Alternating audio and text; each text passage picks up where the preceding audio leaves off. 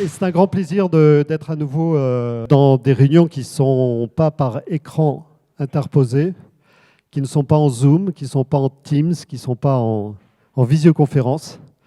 C'est une grande chance en fait de pouvoir être là et retrouver une partie de la communauté des bitcoiners, de la communauté des miners, la communauté aussi des investisseurs dans ce domaine. Et c'est un grand jour aujourd'hui. Et donc, je suis ravi en fait d'avoir à prendre la parole pour célébrer ça avec vous aujourd'hui.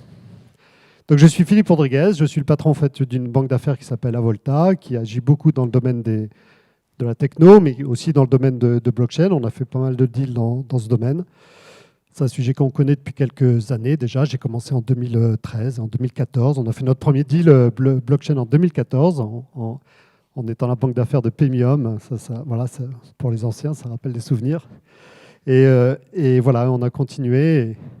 Et en tous les cas, aujourd'hui, on va parler de crypto mining.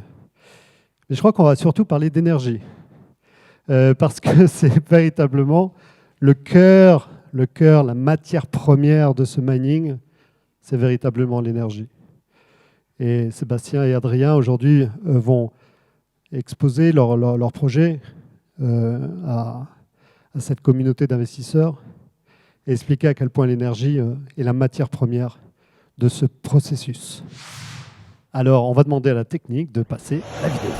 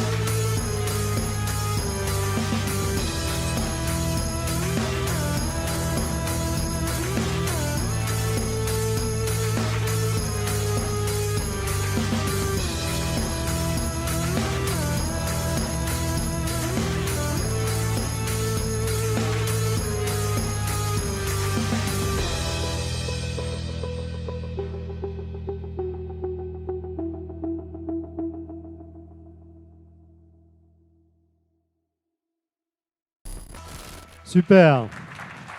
Bon, si on était aux États-Unis, on aurait fait round of applause pour Sébastien. Allez, moi, on va le faire en français. On va dire, chers amis, on est ravis d'avoir sur scène aujourd'hui le baroudeur du Bitcoin, si on peut l'appeler comme ça, Sébastien Gouspillou, et qui va nous présenter BBGS.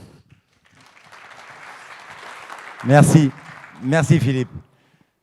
Merci d'être là parce que c'est, comme l'a dit Philippe, c'est une étape hyper importante pour nous. Ça fait 3 ans qu'on prépare ce moment. Ça fait un peu plus de 5 ans qu'on a démarré nos activités avec mes associés, Jean-François, Adrien, Thomas, et tous les personnes qui nous ont rejoints depuis. Et le petit film que vous avez vu, c'est ces 5 ans d'expérience, nos premières fermes à Pau, à Odessa, à Nantes, et puis après notre exode vers la Sibérie, Irkoutsk, et puis Almaty au Kazakhstan. C'est un métier dans lequel tout va très vite. On a l'habitude de dire que dans le Bitcoin, tout va 10 fois plus vite qu'ailleurs. Et c'est vrai qu'on a pris un petit coup de vieux dans ces 5 années. Le mining professionnel existe depuis un peu plus de 9 ans. Nous, ça fait 5 ans qu'on fait ça, donc on a connu plein de choses dans ce métier-là et on fait partie des mineurs les plus expérimentés, effectivement. Philippe l'a souligné, mais c'est la réalité. Beaucoup de grosses boîtes de mining ont moins d'expertise et moins d'expérience que nous. Enfin, on démarrait après nous, en tout cas. Donc, nous, on a avancé petit à petit, d'abord en France, puis à l'étranger, et on est parti d'un besoin d'aller trouver des mégawatts, et ce besoin s'est transformé en certitude, en conviction, que le mining allait devenir vert, et 100% vert. Nous, c'est notre idée. On pense qu'à un horizon de 3 à 5 ans, on aura au moins 80-85% du mining qui sera devenu green, donc sur de l'extra capacité du renouvelable. Et c'est cette conviction qui nous a fait chercher partout autour du monde, pendant des années, ces fameux mégawatts. Et donc on cherchait des centrales en extra capacité. Une centrale en extra capacité, c'est par exemple une centrale hydroélectrique qui fait 30 mégawatts, donc 3 turbines de 10 mégawatts, chacune de puissance installée. Et puis on constate qu'il n'y en a qu'une qui tourne la plupart du temps, la deuxième va servir quand la première est en maintenance, et la troisième n'a jamais servi. Enfin, c'est pas exactement comme ça, parce que les turbines, ils les font tourner pour qu'elles aient une usure équilibrée. Mais la situation économique est là. Et des centrales comme ça, donc c'était notre objectif de les trouver. Et on a cherché partout, sur 4 continents. Et ça paraît pas évident. Beaucoup de gens nous disent, mais ça n'existe pas, votre recherche, l'extra capacité, c'est... Non, quand on crée une centrale électrique, c'est qu'on a un besoin, et le besoin est toujours... l'offre est toujours adaptée à la demande. C'est pas du tout comme ça que ça se passe en vrai. Il y a des centrales énormes qui se créent et qui mettent des années et des années à trouver leur clientèle et à distribuer leur réseau. Et donc, on a cherché ces pépites et on en a trouvé. Et on en a trouvé plein et on en a trouvé des super grosses. C'est pour ça que vous êtes là ce soir. C'est que ce niveau de mégawatts, là aujourd'hui, on a identifié 900 mégawatts. C'est juste énorme. C'est plus qu'un réacteur nucléaire, un bon gros réacteur nucléaire français. Et c'est réparti sur plusieurs pays, plus d'une dizaine de pays. Donc là, on va vous en présenter 7 ce soir. Et on va commencer par un pays qui pour nous est une référence, parce que c'est un pays qui a désormais comme monnaie légale le Bitcoin. Et ce pays, c'est le Salvador. Et pour parler de notre actualité dans ce pays, je vais laisser la parole à l'excellente Madame Tech and Business International du gouvernement du Salvador. J'ai nommé Monica Taher. Bienvenue, Monica. Thank you. Thank you for having us here. For me, it's a pleasure. I came all the way from, this time from the United States, but I am from El Salvador. I had the technological and economic international affairs area for the government of El Salvador. And what that basically means is that I am committed to helping my country become a hub for innovation. And that's exactly what we've done with the adoption of Bitcoin as a legal tender. El Salvador has been well known for violence, for gangs, for many other negative things. There are 6.5 people, 6.5 Salvadorians living inside the country, and about 3.2 million living in the diaspora, living outside. Out of that 3.2 million, 2.7 live in the United States.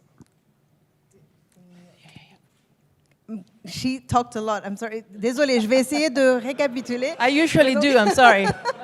Mais je sais, vous avez tout compris ou je traduis quand même? C'est bon ou je... They speak English, so it's fine. Si vous avez des questions, je réponds sans problème. Okay.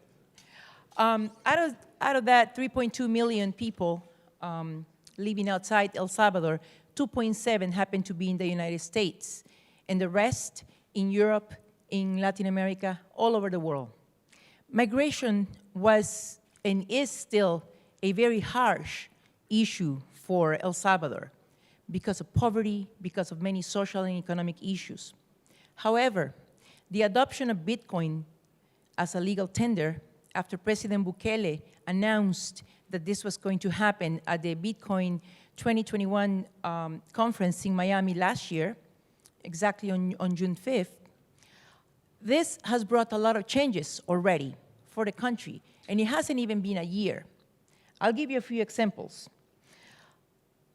It's brought hope for about 70% of people who do not have a bank account.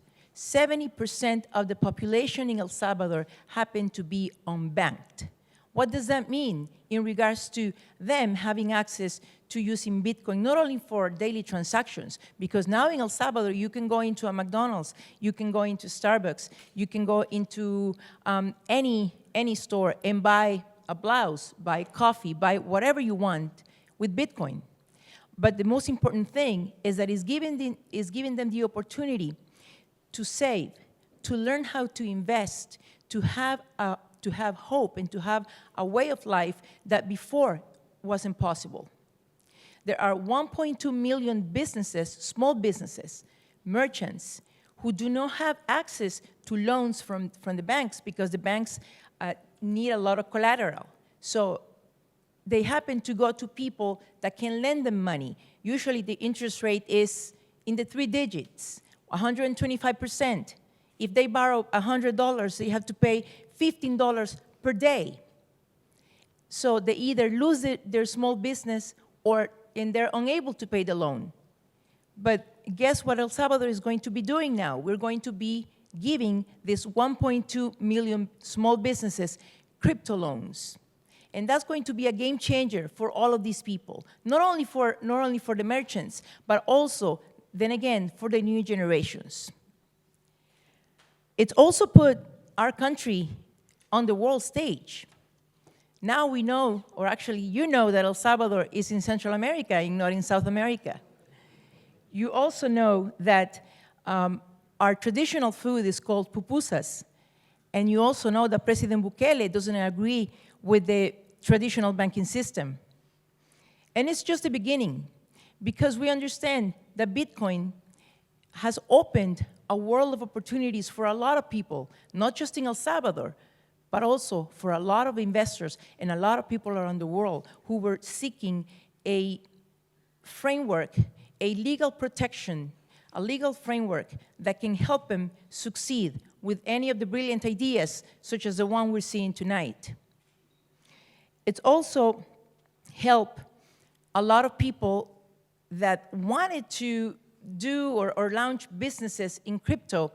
It's allowed them to migrate to our country. So now what we're seeing in El Salvador is that, yes, there's still migration to the United States and to other countries. People are still leaving El Salvador. I would be lying if I didn't say this. However, we are also seeing migration into El Salvador. We have gotten a lot of investors who have come from Singapore, from France, from Germany, from many other countries in Europe, from the United States, from Canada, from Ghana, other countries in Africa, other countries in Latin America. And they have opened offices and they have launched their businesses. And it's interesting to see that we have started to hear more English on the streets and everywhere. And I can vaticinate that in the near future, El Salvador will become a hub, a cosmopolitan hub, not just for businesses, but for education and for innovation. A lot of the companies that usually will go into Latin America to open an office for the entire region will settle either in Mexico, Brazil, or Argentina. Those were the emerging markets. Now they are opening offices in El Salvador. El Salvador is becoming a hub for Latin America and a crypto hub for the world.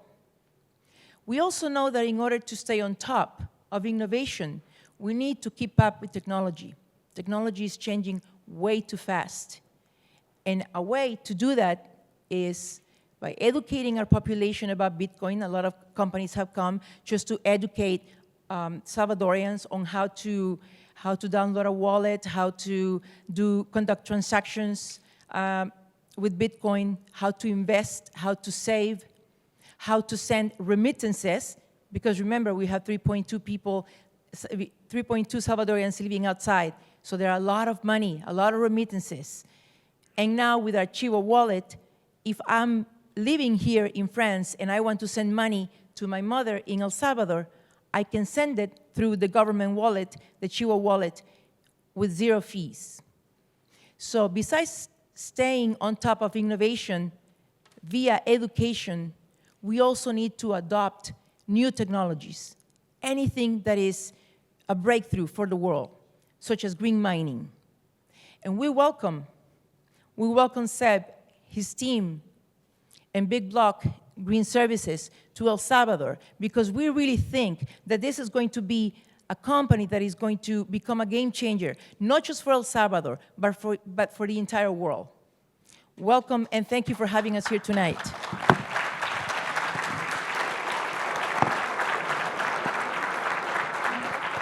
Alors, évidemment, le Salvador, ça nous tenait beaucoup à cœur. On est hyper content que Monica ait fait le déplacement et soit venue pour cette soirée. C'est un cadeau, merci.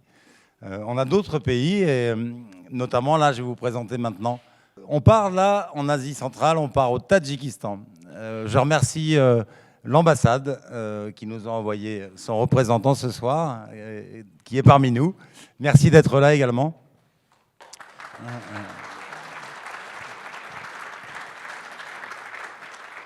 Alors, c'est une vieille histoire, le Tadjikistan, hein. Cette réunion que vous voyez là, ça date de mi-2019, donc ça fait un moment qu'on travaille le dossier. Djouma, que vous voyez ici, c'est le directeur de Pamir Energy, Société nationale d'électricité du Tadjikistan, avec son adjoint et son équipe. Et donc, depuis 2019, on va de réunion en réunion, d'avancée en reculade et en déception.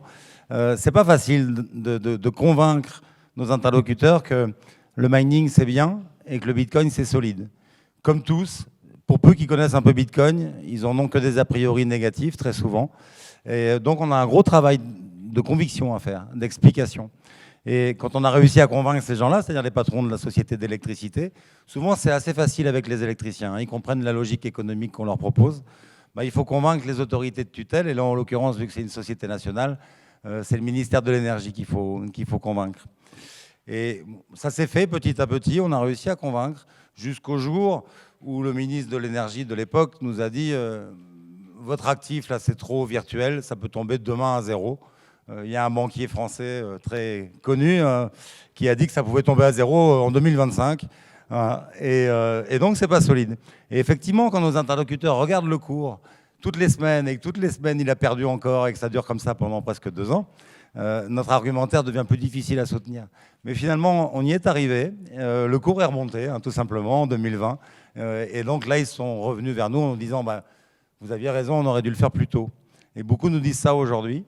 Il y a eu un véritable alignement des planètes, en plus, dans ce cas-là, dans ce pays, parce que Djouma, donc le patron de Pamir Energy, est devenu le ministre de l'Énergie. Donc ça nous a pas mal aidé, parce que c'est un vieux complice maintenant, on le connaît depuis longtemps. Et donc, on vient de conclure les accords grâce à notre directeur de BBGS Asie centrale, qui est Théophile Perrault, qu'on voit ici avec moi. Donc ça aussi, ça date de 2019. C'est un dossier qu'on travaille depuis longtemps. Théophile est un ingénieur hydroélectricien qui a été recruté au Tadjikistan pour s'occuper du hub électrique qu'ils étaient en train de construire. C'est un pays qui produit beaucoup d'électricité verte, qui a un énorme potentiel de production. Et donc, Théophile était l'ingénieur qui avait été choisi pour mettre ce hub au clair. Et il a démissionné de ses fonctions il y a 8 mois pour nous rejoindre full-time, parce que les projets grossissent et il y en a de plus en plus en Asie centrale. Et donc, Théophile nous a rejoint complètement. Donc, aujourd'hui, il est directeur BBGS Asie centrale, mais en même temps, il a été nommé conseiller à Matignon, donc auprès du ministère des Affaires étrangères comme conseiller commercial. Et en même temps, il est rentré au gouvernement tadjik comme conseiller au ministère de l'énergie pour le mining. Donc ça permet de voir que le mining devient quelque chose de mainstream, que ça devient une industrie connue et reconnue dans beaucoup de pays, et pas uniquement au Salvador, bien sûr. Pour le Tadjikistan, je crois que j'ai dit à peu près l'essentiel, si ce n'est que c'est petit, hein, c'est une petite ferme qu'on crée là. On est donc dans le Pamir. Cette ferme a la particularité d'être la plus haute du monde, parce qu'elle est construite sur la centrale hydroélectrique du Pamir, à plus de 3000 mètres d'altitude. L'eau arrive du toit du monde, à 7000 mètres d'altitude. Donc c'est une ferme très spéciale, il y fait très froid l'hiver. Elle est difficile d'accès, comme on a l'habitude maintenant. Mais c'est un projet qui nous tenait à cœur, parce que c'est un projet national, d'un mining national organisé en amont, et qui va apporter que du bénéfice au pays qui a choisi cette manière d'utiliser son extra capacité. Et on est au Nord Kivu, c'est une région qui connaît la guerre civile, enfin des événements assez violents. Nous, on se protège, on travaille dans des endroits très très isolés, où il n'y a pas de route d'accès, où on n'est pas menacé, et les machines de nos clients ne le sont pas non plus. Mais c'est quand même une aventure hein, de travailler avec ces pays-là, bien évidemment. On peut passer à celui d'après, je ne sais plus lequel dans l'ordre. Alors on reste en Afrique, vous voyez l'éléphant, c'est un éléphant d'Afrique. On est au Kenya. Là au Kenya aussi, on a trouvé des partenaires régionaux. On travaille avec la société Kengen, qui a créé dans cette région, là, à Olkaria, un énorme pôle de production électrique sur de la géothermie. Et comme souvent, le réseau de distribution n'est pas abouti. Aujourd'hui, il y a 6 centrales géothermiques qui travaillent dans cette région-là. Et en gros, il y a l'utilité actuellement hein, et les réseaux suffisants pour 2 centrales et demie. Donc on a de la marge, on a capacité là aussi à installer un gros mining jusqu'à 120 mégawatts. Donc c'est vraiment énorme. Hein. On est obligé de leur dire, là cette année, en 2022, on va mettre que 20 mégawatts, parce que 20 mégawatts, c'est 20 conteneurs, c'est déjà une véritable fortune en termes d'investissement. Voilà, mais donc ce pays-là, le Kenya, devient une cible aussi garantie pour nous. Hein. Ça y est, on a nos accords qui sont certains. Donc on attend de pouvoir y aller assez vite. Les transformateurs sont en commande, ça peut avancer relativement vite. On pense qu'on y sera au mois d'avril ou au mois de mai au plus tard. Vous voyez les fameux outils de géothermie. Hein, il y a un potentiel fou. Il pourrait créer, d'après ce que me dit le patron de Kengen, il pourrait créer 40, 50 centrales géothermiques ici. Il y a un potentiel énergétique qui est incroyable. Parce qu'on ne manque pas d'énergie, hein. Comme l'a dit Philippe, on ne manque pas d'énergie dans le monde. Hein. Il y a de l'énergie verte. Si on voulait l'exploiter, elle est là, elle est présente. Il y a de quoi alimenter plusieurs planètes. Mais ce n'est pas au bon endroit.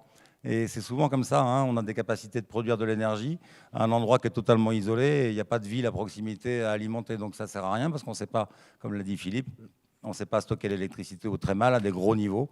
Et la transporter coûte cher, hein. Les réseaux coûtent très cher. Et puis au bout d'une certaine distance, ce n'est pas très efficace.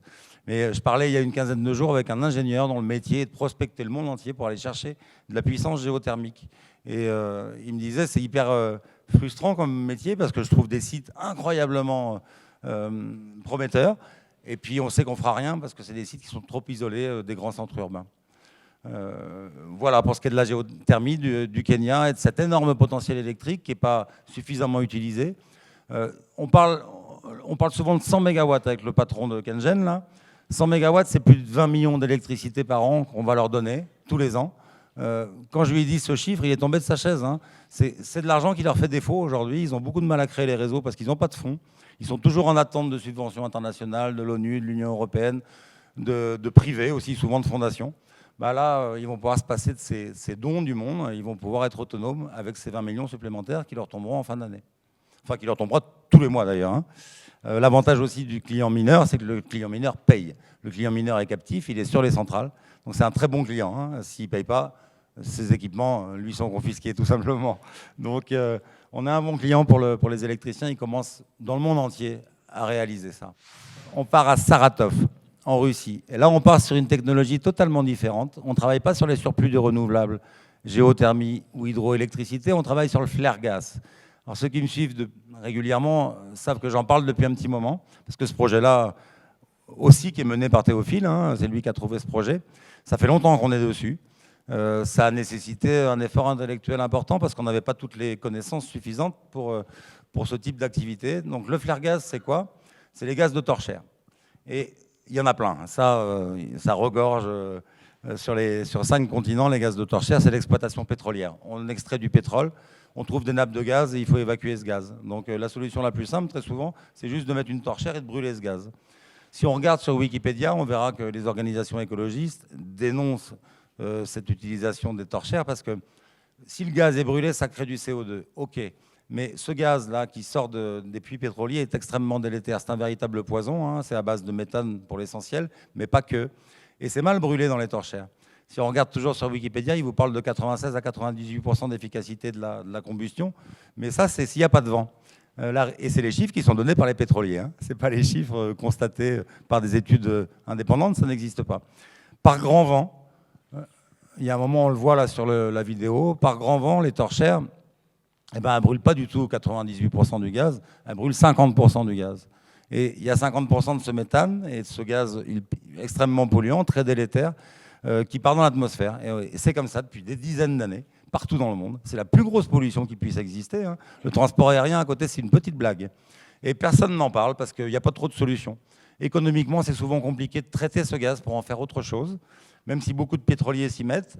Une technique qu'ils ont trouvée qui est très efficace, c'est transformer ce gaz, le nettoyer, le transformer en électricité et injecter cette électricité sur les réseaux. Vendre ça aux compagnies nationales d'électricité, à vil prix, peu importe. En tout cas, ça évite de prendre des amendes des organisations internationales parce qu'elles sont pénalisées pour utiliser ces torchères. Et donc, ça fonctionne quand il y a un réseau. Mais comme souvent, sur les exploitations pétrolières, il n'y a pas de réseau électrique à proximité parce que c'est des régions totalement perdues. Vous voyez une plateforme de forage en mer du Nord, vous ne risquez pas de réinjecter l'électricité sur le réseau, il est sur les côtes, il est très très loin. Donc la solution du mining, c'est de faire la même chose, hein, c'est-à-dire de mettre des génératrices qui vont transformer ce gaz, le nettoyer et l'utiliser pour faire de l'électricité. Et cette électricité, forcément, elle alimente nos conteneurs et on fait du mining dessus. C'est une solution qui économiquement tient la route, qui permet aux pétroliers d'enfin dépolluer leur production, de ne plus payer les amendes. Donc ils s'en foutent un peu de la pollution, mais en tout cas le fait qu'ils payent plus les amendes, pour certains, mais en tout cas le fait qu'ils payent plus les amendes, on les convainc assez facilement de l'intérêt de cette solution-là. Et là, c'est ce qui se passe sur ce site-là. Hein. On a jusqu'à 35 MW, l'équivalent de 37 MW de puissance installée en gaz. Et bon, c'est énorme. Et c'est qu'un début, parce que des chantiers comme ça, on en a partout. On en a identifié plusieurs. C'est une compétence technique que peu de gens ont. On a 2 confrères aux États-Unis et au Canada qui savent faire ça. Ils s'occupent de l'Amérique actuellement. Nous, on a toute l'Europe, l'Afrique et toute l'Europe de l'Est, l'Asie centrale, pour pouvoir travailler. Donc on a très très fort développement possible dans ce domaine-là du flare gaz. Et là, c'est vachement encore plus vertueux que de juste racheter de l'électricité perdue, parce que évidemment, ça a du sens de racheter de l'électricité perdue à des sociétés d'électricité dont la mission est d'amener l'électricité aux populations. Hein. C'est de leur amener la lumière. Et bon, nous, on ne se rend pas compte de ce que c'est que ce confort que d'avoir l'électricité. Mais au Congo, par exemple, le pays dont je vous parlais tout à l'heure, c'est 8% de la population qui a l'électricité chez elle. Et au global, dans le monde, c'est 1 personne sur 10 qui n'a pas l'électricité. Et toutes dans les mêmes pays. Hein. Donc, leur acheter de l'électricité à ces compagnies pour qu'elles puissent développer leur réseau et amener l'électricité aux populations, ça a du sens. Mais d'éteindre les torchères, waouh, c'est beaucoup plus fort en termes d'impact écologique positif. Alors évidemment, vous le savez, hein, ça m'énerve beaucoup quand j'entends les attaques anti-Bitcoin, comme quoi ça serait une menace écologique, parce que c'est tellement tout le contraire. C'est tellement tout le contraire. Cette industrie, c'est la toute première qui peut arriver comme ça et dire aux électriciens, on est en capacité de racheter votre extra capacity. Ils le découvrent souvent avec beaucoup de doutes. Hein. Encore une fois, ce qui les retient, c'est la solidité du Bitcoin et le fait qu'il n'est pas encore intégré comme un asset solide. Mais en termes d'équilibrage des réseaux électriques, de l'offre et de la demande, c'est une opportunité incroyable pour eux. Ils le découvrent et ils se disent « Waouh, mais comment ça se fait? On ne savait pas ça plus tôt ?» Et il y a un électricien, enfin un patron d'une compagnie d'énergie qui l'année dernière, ou fin 2020, Monsieur Roque, c'est le patron de Hacker en Norvège, c'est aussi le milliardaire le plus riche de Norvège, ce qui le rend un peu populaire et du coup sa parole est écoutée dans son pays, mais chez les électriciens du monde entier. Et lui, il a fait une lettre à ses actionnaires pour dire qu'ils investissaient dans le Bitcoin en 2021, pour leur trésorerie, mais surtout qu'ils allaient s'intéresser au mining. Et il a trouvé 2 formules que je n'avais pas trouvées moi-même, que je cherchais depuis longtemps. Il a dit que le Bitcoin était une batterie économique pour les électriciens green. Et il a dit aussi que c'était le maillon manquant à la transition énergétique. Et pour un énergéticien comme lui, qui font tout, hein, ils font du pétrole, du charbon, ils font des centrales hydroélectriques, ils font des centrales gaz, vraiment, ils font de l'exploitation pétrolière, ils font beaucoup de solaire, beaucoup d'éolien. Donc voilà, ce sont des généralistes et eux ont compris l'intérêt du mining et tous les électriciens sont en train de le comprendre dans le monde entier. On change de pays, Sultanat d'Oman. Ah, c'est un projet encore complètement différent. C'est un projet de Green City qui est monté par l'État d'Oman avec des entreprises, enfin une entreprise spécialisée dans l'énergie, l'électricité. Et le responsable de ce projet, c'est un Français, on a de la chance, Olivier, et c'est un ami de Théophile, dont je vous ai parlé tout à l'heure. Et donc, on a été choisi, enfin en tout cas, on est le consultant pour mining pour ce projet. Donc on pense que évidemment, on sera les premiers à pouvoir y mettre nos containers, hein, même si on partage avec des confrères. Parce que là, c'est tellement énorme qu'on ne pourra pas tout prendre. Hein. 400 mégawatts, c'est certain. Donc là, on est sur du flare gas aussi, et sur du solaire. Il prévoit de faire 15 km² de panneaux solaires à cet endroit-là. Il prévoit aussi de refroidir la ville avec l'eau froide. Il y a une faille énorme là, sur le coin qu'on a vu en zoom. Il y a une faille qui descend extrêmement profond et où on a de l'eau qui est glaciale. Et donc, ils comptent utiliser ce refroidissement pour refroidir la ville. Vous savez, à Oman, il fait chaud. Bon, c'est un projet technique très, très complet, très complexe. Voilà, nous, on travaille dessus et ça peut sortir dès la fin de ce quadrimestre. Donc, ça, c'est un chantier qui nous tient à cœur parce que là aussi, on va monter en compétences techniques et c'est extrêmement ambitieux. Et on n'est pas qu'un peu fiers d'avoir été choisis pour être les leaders de ce projet-là en termes de mining.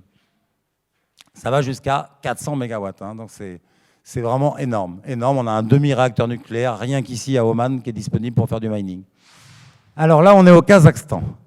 Alors ce soir, pour représenter le Kazakhstan, on a notre avocat qui est ici, Vladimir Schuster. C'est un pays qu'on connaît bien, là on y a été dès 2018. On y a pas mal souffert dans ce pays. On commence à comprendre comment ça fonctionne. Déjà, on commence à avoir le bon avocat, parce que Vladimir, ça fait 2 ans qu'on travaille avec lui et ça nous a changé la vie. Avant, on n'avait pas les bons interlocuteurs, ça c'est certain. Et puis c'est un pays qui s'est compliqué. Quand on était arrivé en 2018, on était tout seul. Hein. On était les seuls mineurs étrangers avec Bitfury. Et puis bah, ça s'est su, hein, qu'on arrivait à obtenir des conditions d'électricité peu chères. Et nous, au départ, on était sur des centrales hydroélectriques avec des surplus. Et puis très vite, les autres mineurs sont arrivés. Ils ont pris tout le charbon et le gaz qu'ils ont pu trouver. Donc c'est un pays où il y a une forte compétition minière. Et c'est un pays qui nous intéresse moins. Mais malgré ça, on est dans le pays depuis suffisamment longtemps et on a suffisamment de connexions pour avoir des bons plans. Et là, on est sur un plan sur de l'hydroélectricité qu'on va peut-être réaliser, peut-être pas, parce qu'on a fait notre demande de statut de mineur blanc. Vous savez qu'au Kazakhstan, il y a un statut officiel maintenant pour les mineurs qui est donné par le ministère de l'Énergie. Il y a actuellement 54 mineurs blancs. Et on veut être le 55e et on a notre dossier en attente. Et on espère bien l'avoir. Hein, Théophile, hein, ça devrait arriver. Donc on ne renonce pas au Kazakhstan, même si ce n'est pas un pays qui est le plus important pour nous aujourd'hui. On y a nos bases, on a déjà plus d'1 mégawatt qui travaille là-bas. Et donc on va y rester. Hein. On a connu les événements récents qui n'ont absolument pas touché la plupart des fermes, même si on a eu plus d'Internet pendant 4 jours. Donc voilà, le Kazakhstan, on y reste présent et on espère bien pouvoir s'y développer, même si c'est moins prégnant pour nous aujourd'hui, parce qu'évidemment, vous l'avez vu, on a plein d'autres projets. Donc voilà, vous l'avez compris. Pour nous, cette industrie est une industrie qui devient très importante dans le monde de 2022.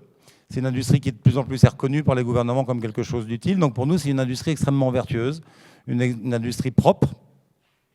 Maintenant, pour vous, investisseurs, hein, l'important, c'est de savoir si c'est une industrie qui est valable. Là, on va attaquer la deuxième partie. Et je vais essayer de vous expliquer rapidement pourquoi cette industrie-là est très différente de ce qu'on connaît dans le monde traditionnel. Elle a 2 avantages, elle a 2 particularités qui font que pour nous, c'est l'industrie la plus sûre, l'industrie la plus tranquille, la plus pépère. Ça vous paraît bizarre parce que l'actif, on le sait, connaît une volatilité importante, mais on s'en fout. Nous, vous voyez, là, actuellement, on voit le cours baisser, on est hyper content parce qu'on va pouvoir acheter des machines moins chères. Donc quand on est mineur, quand ça monte, on est content, et quand ça baisse, on est hyper content parce qu'on a accès à des stocks beaucoup moins chers. Là, du coup, je vois pas bien. Alors on pourrait se contenter, pour vous dire que c'est une activité valable, de regarder ce tableau. Hein. Là, c'est le revenu par an des mineurs, et vous voyez qu'il progresse. Le revenu des mineurs, malgré les halving qui fait que la récompense en Bitcoin diminue tous les ans, en dollars, ça augmente énormément pour les mineurs. Mais alors... c'est pas ça qui nous fait dire que c'est solide et que c'est l'industrie la plus sûre. C'est le fait que dans cette industrie-là, quand on a son parc, son outillage, il n'y a pas de problème de débouchés. C'est-à-dire qu'on a 100% de débouchés assurés. J'explique. On a vu les centrales hydroélectriques, par exemple, ou une centrale électrique même nucléaire. Hein. Vous avez une capacité de production, une puissance installée de 100 MW, par exemple. Ben, ce n'est pas pour ça que vous allez produire 100 MWh. Peut-être que vous n'aurez qu'une turbine sur 2 qui va tourner, ou 2 sur 5. En tous les cas, la puissance installée n'est pas proportionnée à l'utilisation que vous allez en avoir. Pas forcément. Il y a des critères économiques qui feront qu'elle ne tournera peut-être pas à fond. Dans le mining, que vous installiez 100 machines, 1000 machines, 10 000 machines ou 100 000 machines, le réseau Bitcoin utilise cette puissance de calcul et nous garantit qu'elles vont servir à quelque chose, ces machines. Ça n'existe pas ailleurs. Hein. J'ai cherché. Hein. Ça fait 4 jours que j'essaie de trouver des contre-exemples dans l'industrie réelle. Si vous en trouvez d'ici la fin de la présentation, n'hésitez pas dans les questions à me le dire. J'en ai pas trouvé. Donc cette certitude du débouché, ça change tout pour un industriel. C'est juste fou de s'imaginer autant que je puisse produire, c'est-à-dire autant que je puisse acheter de machines, je suis sûr de pouvoir les connecter. Et je suis sûr qu'elles auront la même récompense que les autres sur le marché. Et ça, c'est une particularité aussi, c'est-à-dire que c'est les machines qui se bagarrent entre elles. Et il n'y a pas de prime au premier entrant, il n'y a pas de prime de réputation, il n'y a pas de connivence, il n'y a pas de bakshish, il n'y a pas moyen de prendre l'avantage par rapport aux autres machines parce qu'on aurait une expertise ou on aurait plus de moyens que les autres. C'est la même chose pour nous qui démarrons depuis 5 ans que pour le mineur qui est là depuis 10 ans. Et le prochain qui arrive dans 6 mois va avoir la même chance avec chacune de ces machines de générer du Bitcoin que nous. Donc c'est une industrie qui en ça est hyper intéressante. Et puis la deuxième caractéristique qui fait que pour nous, on est certain de pouvoir durer ad vitam aeternam dans cet écosystème, c'est la règle que mon ami Richard Détente a appelée, comment tu appelles ça, la règle du dernier survivant. Et il va venir nous l'expliquer lui-même parce que c'est lui qui l'a conceptualisé et ça vaut la peine de l'entendre sur ce sujet-là. Merci Richard.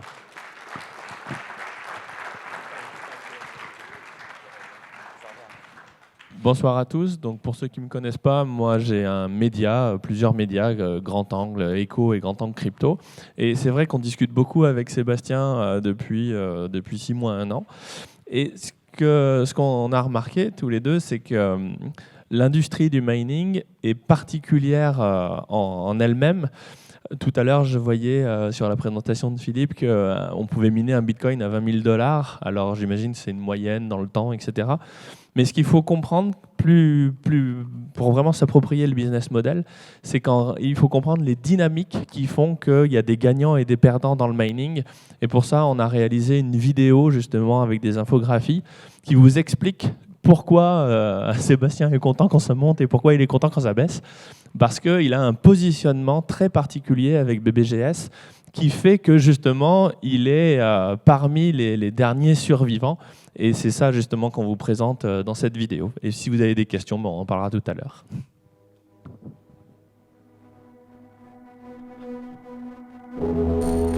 Un mineur gagne sa vie en mettant à disposition du réseau une puissance de calcul spécifique afin de sécuriser le réseau Bitcoin et permettre son fonctionnement. Pour rémunérer les mineurs, le protocole Bitcoin émet de nouveaux Bitcoins en récompense du travail fourni et fait payer des frais de transaction en Bitcoin aux utilisateurs du réseau. Pour faire du minage, si on se met du point de vue du mineur, côté charge, il vous faut des machines spécifiques, de l'électricité pour les faire tourner, des infrastructures, conteneurs, transformateurs, etc. et une main-d'œuvre limitée. Ensuite, du côté des gains, votre chiffre d'affaires est intrinsèquement lié à la puissance de calcul que vous possédez par rapport à l'ensemble du réseau et au prix du Bitcoin.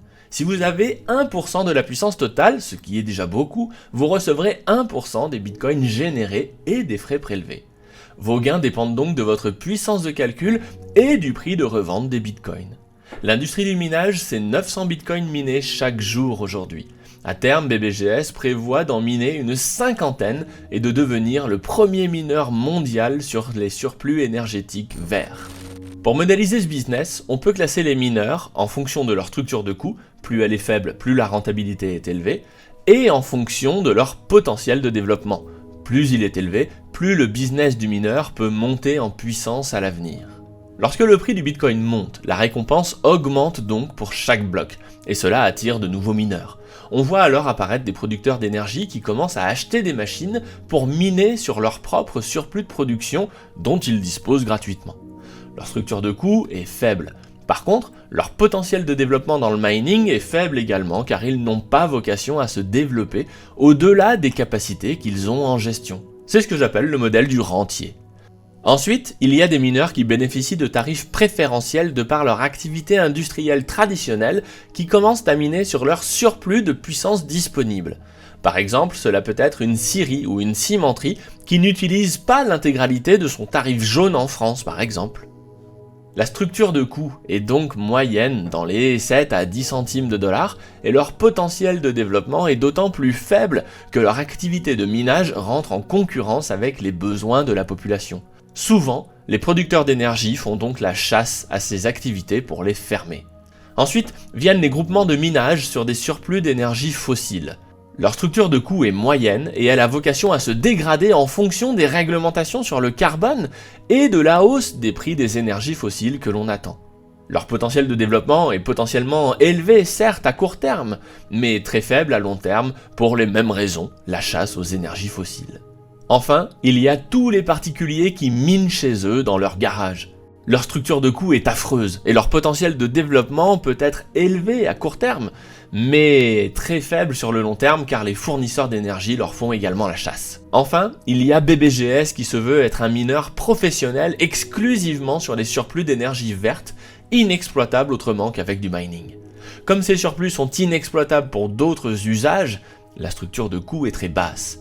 Quant au potentiel de développement, il est immense car ce mining-là résout des problèmes économiques, comme dans le parc des Virunga, mais aussi des problématiques environnementales comme éteindre des torchères pétrolières au beau milieu de nulle part. C'est pour ça que nous pensons que BBGS peut prendre le leadership mondial sur le mining sur des énergies vertes, donc le seul mining politiquement et économiquement acceptable. La structure de coût évoluera légèrement à la hausse car les premières affaires de BBGS ont été particulièrement bien négociées dans le contexte du marché baissier de 2018 et d'une absence de concurrence sur de nombreux pays comme le Congo. C'est une des bonnes raisons pour investir aujourd'hui. Maintenant, regardons comment évolue cette matrice en phase de marché haussier du Bitcoin.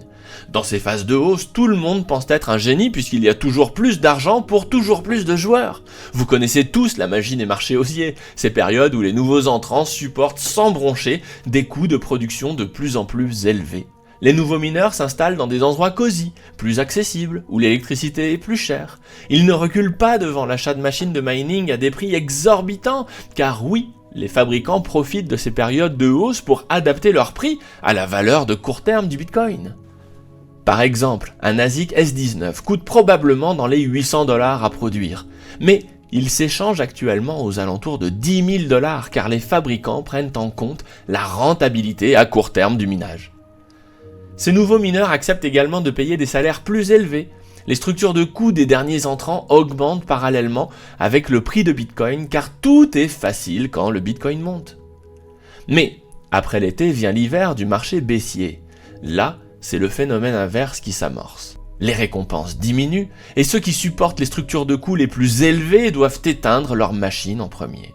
Dans l'ordre, déclarent d'abord forfait, ceux qui payaient l'électricité la plus chère, puis ceux ayant acheté leur machine à crédit. La purge va d'abord toucher les projets de type morné comme on l'a vu dans la matrice, comme les mineurs proches des grands centres urbains. Dans les pays occidentaux, ces mineurs payent jusqu'à 20 centimes de dollars le kilowattheure. Puis, le mouvement s'étend à des pays dont l'électricité est réputée pourtant bon marché. Progressivement, il devient non rentable de miner avec une électricité à 15 centimes, puis 10 centimes, puis 7 centimes de dollars.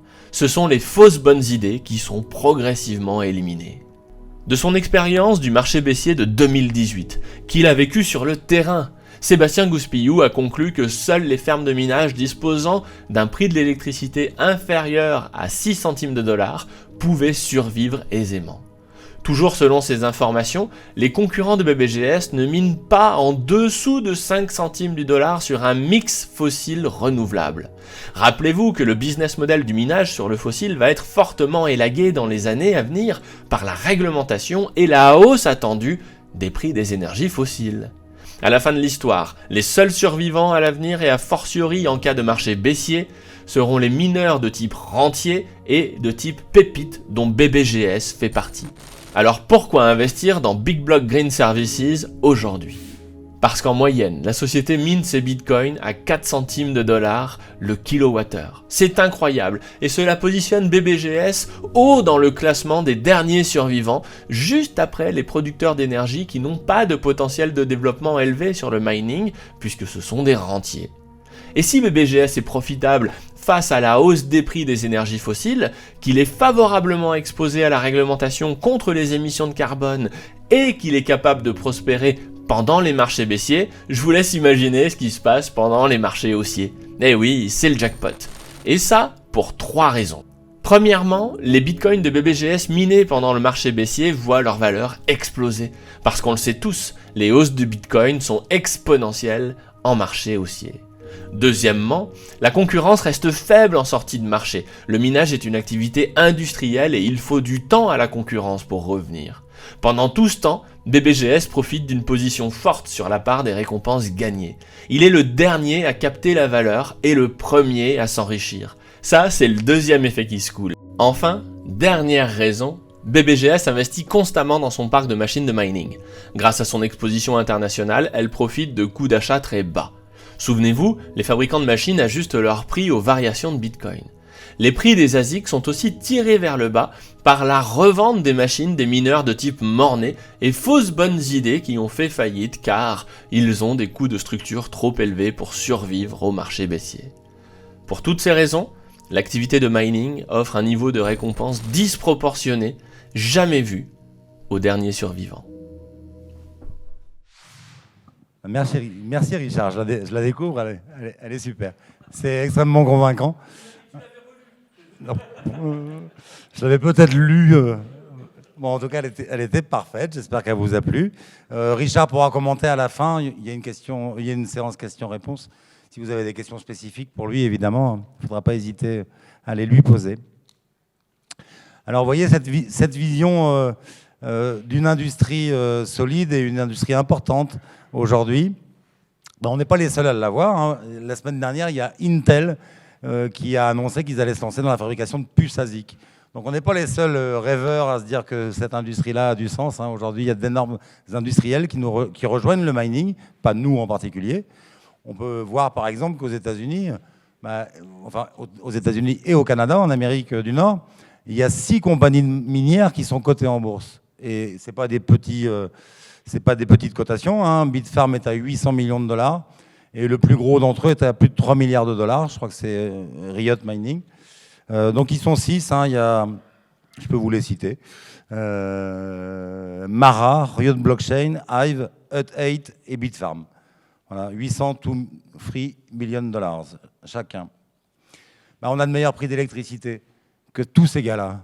Et donc, si la règle du dernier survivant s'applique encore un jour, ce qui est fort probable, ben, ça sera nous. Ça ne sera pas eux. Parce qu'effectivement, ils payent leur électricité plutôt dans les 5 cents ou 6 cents, voire 7 cents.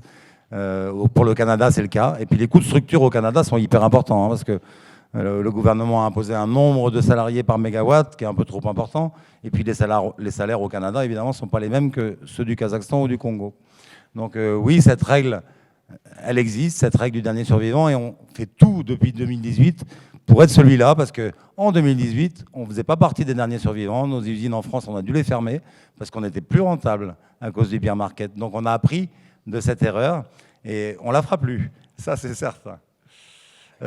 Donc vous l'avez vu, l'activité a pour effet d'amener de l'argent dans des pays où il y en a besoin, bien sûr, hein. Donc on participe du développement de ces pays, mais ça ne nous suffit pas. Il faut savoir que les propriétaires, les actionnaires de Big Block Green Service Asset Co vont reverser 1% de la production de leurs containers dans les différentes régions pour alimenter des projets éducatifs, sociaux dans ces régions-là. On veut que les populations pauvres aient accès au Bitcoin produit, pas uniquement à l'achat de l'électricité.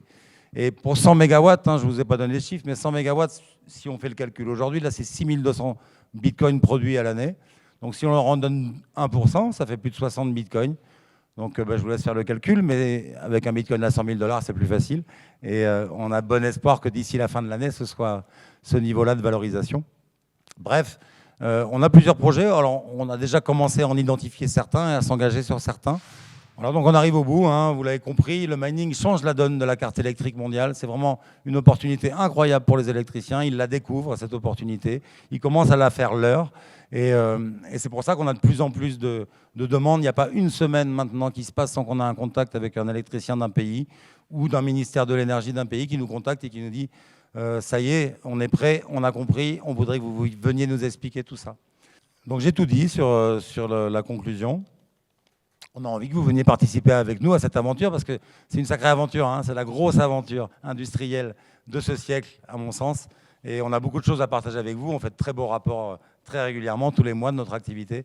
Et ça devient des vrais romans d'aventure. Donc on a hâte de vous voir arriver. Maintenant, prenons le temps de clarifier quelques points afin que vous compreniez bien pourquoi c'est réellement intéressant d'investir aujourd'hui dans BBGS Asset Co. Tout d'abord, qu'est-ce que le terme Asset Co signifie ? Dans le cas de BBGS Asset Co, la société est uniquement destinée à détenir les machines de minage et les infrastructures. La valeur de l'entreprise est donc toujours connue précisément à chaque instant puisqu'elle est constituée de la valeur des machines, des infrastructures et du cash qu'elle possède. Il ne s'agit donc pas d'investir son argent dans une start-up dont vous espérez que son cours de bourse explose grâce au talent de l'équipe dirigeante. Pour faire simple, acheter des parts de BBGS Asset Co revient à acheter du matériel de minage via une structure collective pour obtenir de meilleures conditions. Ensuite, les actifs de cette société seront gérés par la société BBGS détenue par Sébastien Gouspillou et ses associés. Pour cela, BBGS facture 15% des revenus de BBGS Asset Co afin d'assurer toute l'exploitation et la maintenance. BBGS aura également en charge de conclure des contrats avec tous les pays dont Sébastien vous a parlé. BBGS Asset Co sera le bras armé de BBGS en quelque sorte. Ok, mais combien peut-on espérer gagner avec cette structure ? Pour faire une estimation des gains potentiels, il faut faire des hypothèses sur l'évolution du prix du Bitcoin et sur l'évolution de la concurrence, car je rappelle que plus le nombre de mineurs augmente, plus les récompenses offertes sur le réseau diminuent pour chaque mineur. Donc, en admettant que toutes les machines soient achetées au prix actuel, que le prix moyen de l'électricité utilisée par BBGS Asset Co soit de 4 centimes de dollar, et en faisant l'hypothèse que la concurrence soit multipliée par environ 3 dans les 3 prochaines années, voici la rentabilité attendue sur 3 ans en fonction du prix du Bitcoin en 2025. Si cela vous paraît compliqué, vous pouvez retenir que l'objectif de BBGS Asset Co est de miner des Bitcoins pour environ 10 000 à 12 000 dollars dans les conditions actuelles alors que le Bitcoin s'échange aujourd'hui à environ 45 000 dollars. Donc, en gros, compte tenu du business model de BBGS et BBGS Asset Co, vous n'êtes pas censé perdre de l'argent si Bitcoin retombe à 20 000 dollars d'ici 2025. Par contre, s'il est au-dessus de ce seuil critique, c'est le jackpot. Comme vous pouvez le voir sur ce graphique, si Bitcoin est à 50 000 dollars dans 3 ans, ce qui est relativement conservateur à mon avis, vous aurez doublé votre investissement de départ. Pas mal, non ? On verra bien si les équipes de BBGS ont été plutôt optimistes ou plutôt conservateurs.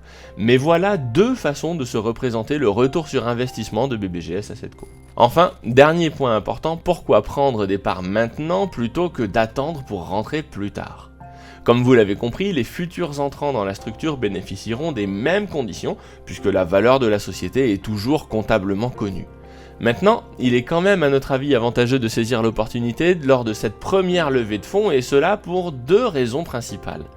La première est que la concurrence arrive vite sur Bitcoin et qu'il est possible que les conditions futures de marché soient moins bonnes.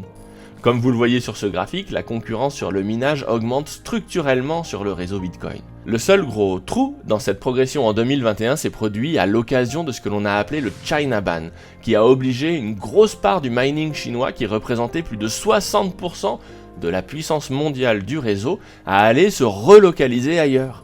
Avec seulement 1 an de recul, on a même l'impression que cela n'a même pas ralenti la tendance de long terme. Il vaut donc mieux miner aujourd'hui si la concurrence continue d'augmenter.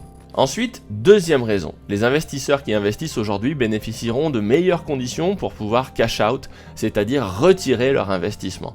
À la base, une période de lock-up, à savoir de blocage de 3 ans est prévue pour tout investisseur qui rentre dans BBGS Asset Co car cela correspond à la durée d'amortissement comptable des machines. eh bien, les premiers investisseurs bénéficieront de plus de souplesse pour commencer à toucher des revenus avant cette période, dès la fin de la première année.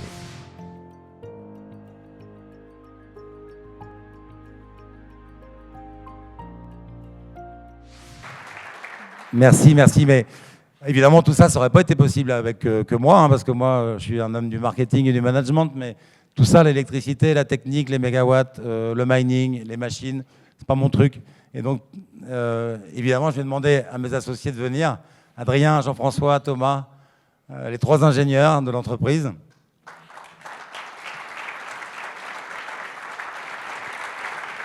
Les 3 historiques.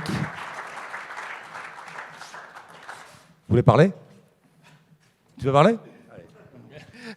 Merci Sébastien pour cette présentation et pour nous rendre aussi ce petit hommage, même si nous, on est plutôt les gars de l'ombre hein, dans la technique. C'est vrai que c'est Sébastien, le grand leader, celui qui a les idées et tout ça. Et nous, on est fiers de participer à cette aventure, à intellectuellement se dépasser à chaque fois qu'on adresse un nouveau site. Et on est aussi très fiers de vous avoir ce soir. C'est un très grand honneur et merci beaucoup. Merci. Alors, Théophile va nous rejoindre aussi. Théophile, bien sûr, il est hyper important pour notre développement. On est hyper fiers qu'il nous ait rejoints et qu'il nous ait fait confiance. Patrick Bernier, qui s'occupe du développement en Afrique aujourd'hui. Et nos 2 Belges de l'étape qui développent pour nous en Afrique beaucoup, Laurent et Hugues. Venez sur scène, s'il vous plaît. Alors là, il y a une belle brochette de gens hyper intelligents qui comprennent la technique et tout ça. Moi, je suis hyper admiratif. Hein. Sans eux, on n'arriverait à rien de tout ça. Bon, bah, on se complète et on fait comme on peut, on avance et on avance certainement. Et on a beaucoup de confiance qui nous unit, une grosse amitié et ça marche pas mal. Merci à tous, on a fini pour ce soir.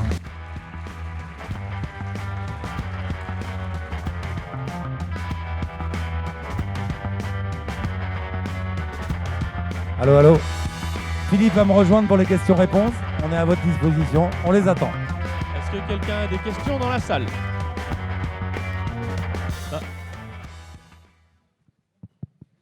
Allez, le plus dur, c'est la première question.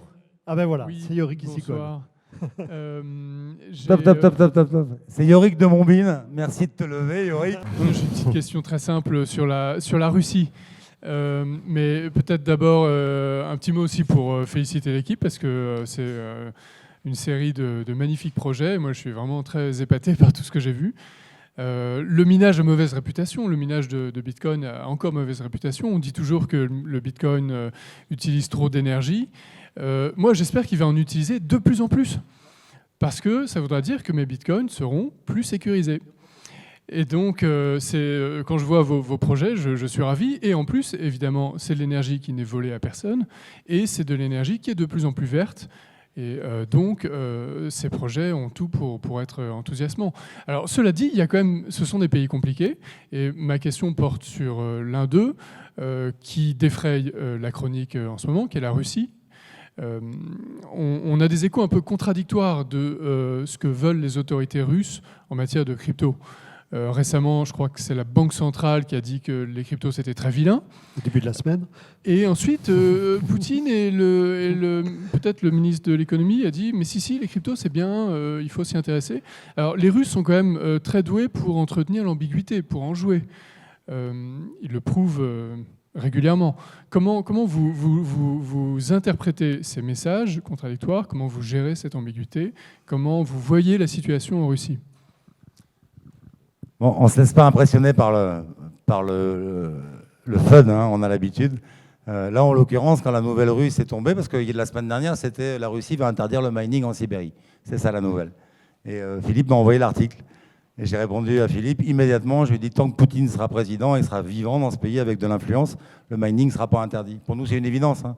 Ce projet à Saratov, c'est un projet d'État. Hein. C'est un projet qui est totalement officiel. Pour Poutine, qui a un ministre de l'énergie qui lui dit les mineurs sont extrêmement hostiles aujourd'hui à l'équilibre électrique de la Russie, c'est sûr qu'il ne va pas couper le mining. C'était pour nous une évidence. Et tu remarqueras, Yorick, qu'il y a une dizaine de pays, voire 11 pays qui ont pris des mesures hyper sévères contre l'échange et la possession de Bitcoin, notamment la Macédoine du Nord et tout ça. Je crois que c'est 11 pays où c'est quasiment interdit.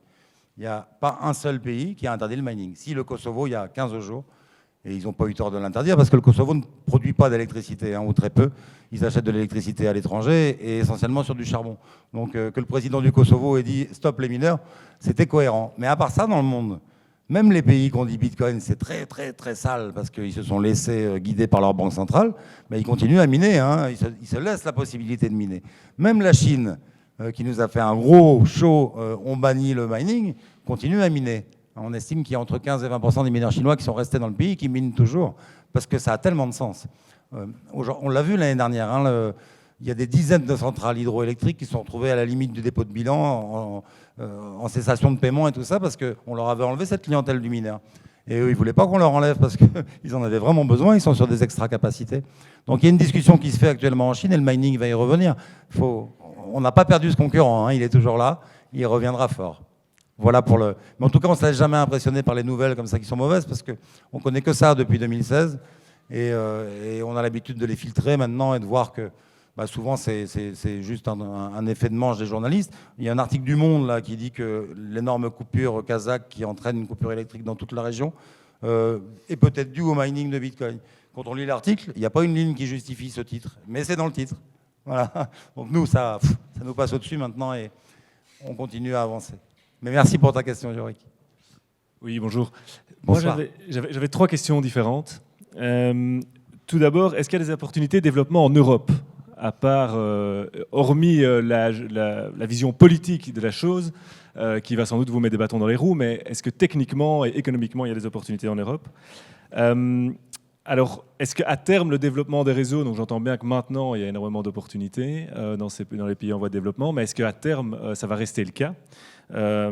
Et puis, est-ce que tu as jamais eu l'envie, ou en tout cas l'incitant, de centraliser ta production et donc de construire toi-même ta centrale électrique ? Est-ce que finalement, là, il y a un potentiel développement, ou est-ce que le système ne fonctionne que sur les surplus et que jamais produire sa propre électricité pourrait être une option ? Merci beaucoup, parce que c'est 2 questions pointues. Pour l'Europe, oui, bien sûr, il y a du développement possible en Europe, et notamment en France, où on a un parc nucléaire. Micro, allô aussi. On a un parc nucléaire qui est énorme en France, et évidemment, il y a de l'extra-capacité sur le nucléaire. Il est conçu pour pouvoir répondre au pic, ce parc, et la plupart du temps, on n'est pas en pic.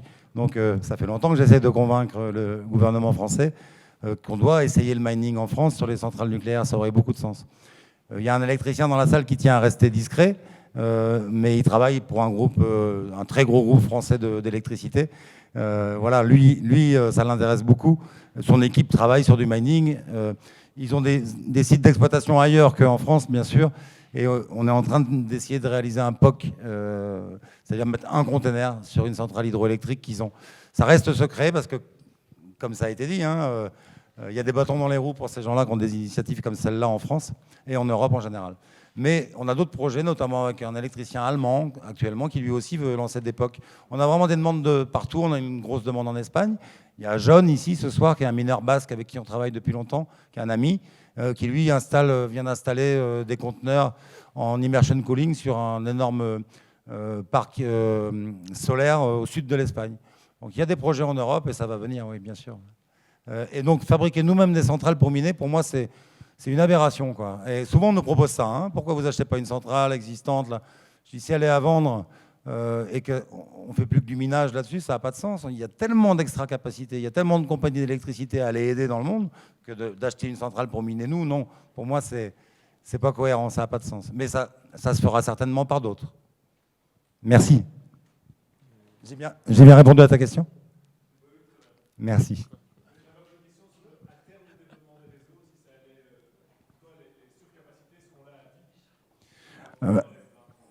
Oui, dans les 20-30 ans, c'est certain, parce que comme l'a dit Philippe, on va avoir besoin de plus en plus de cette électricité décarbonée, cette électricité durable. On a tous l'espoir d'arriver à des méthodes comme la fusion nucléaire qui nous permettront de nous passer de toutes ces sources durables, mais on ne l'envisage pas avant 50 ou 60 ans. Donc il faut développer énormément l'hydro, la géothermie, le solaire, Et évidemment que là, ça laissera beaucoup d'opportunités au mining. Et le mining va beaucoup aider au développement de ces énergies renouvelables. C'est ce que disait Roque, donc le patron de Hacker. C'est le maillon manquant. Et là, maintenant, ce maillon manquant, il est identifié par les électriciens. Donc oui, il y a une profondeur de marché qui est énorme. Merci. Il y a une question là sur la gauche, oui. Bonsoir, Jade Comer, Mélanion Capital. Écoute, moi je suis là, je te suis depuis longtemps. Et je voulais d'abord commencer par te féliciter encore une fois pour ce que tu fais. Moi, je t'ai suivi sur le Virunga. Et là, sur ce que j'ai vu ce soir, c'est vraiment fabuleux. Merci.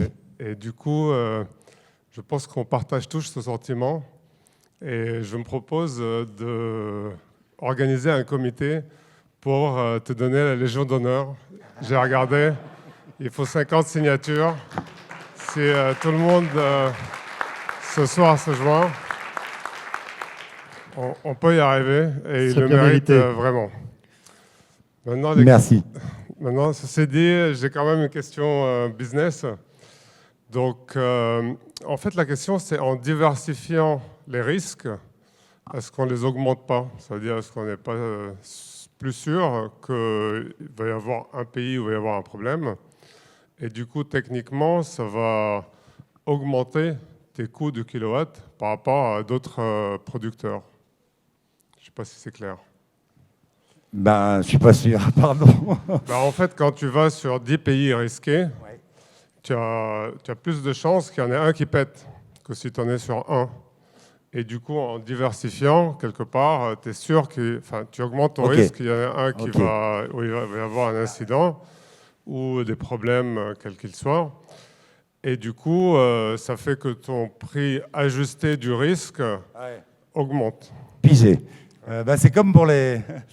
C'est comme pour les ASIC. On dit à nos clients de ne pas acheter un seul ASIC parce que s'ils tombent en panne, ils n'ont plus rien. Et le temps qu'on le fasse réparer, souvent il faut renvoyer en Chine et tout, il peut ne plus produire pendant 6 mois.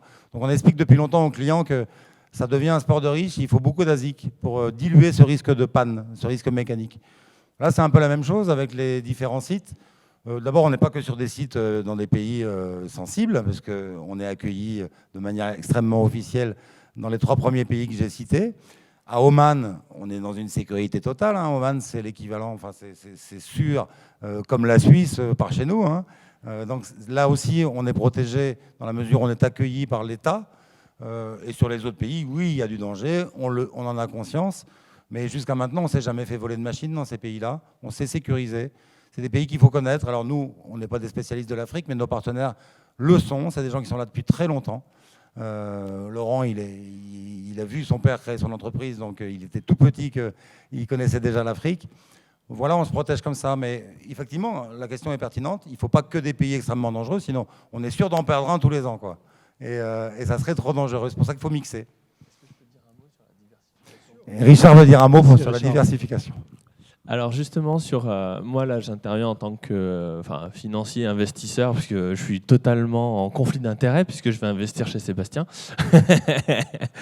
Et avec Didier Darcet notamment qui est là, qui travaille chez Gafcal Intelligent Software, donc des gens qui font de la gestion de portefeuille, la notion de risque d'un point de vue financier, elle est très liée à la décorrélation du risque. Et là je regarde Yves Chouefati qui est là aussi et qui gère un fonds qui s'appelle Tobam, des fonds Tobam.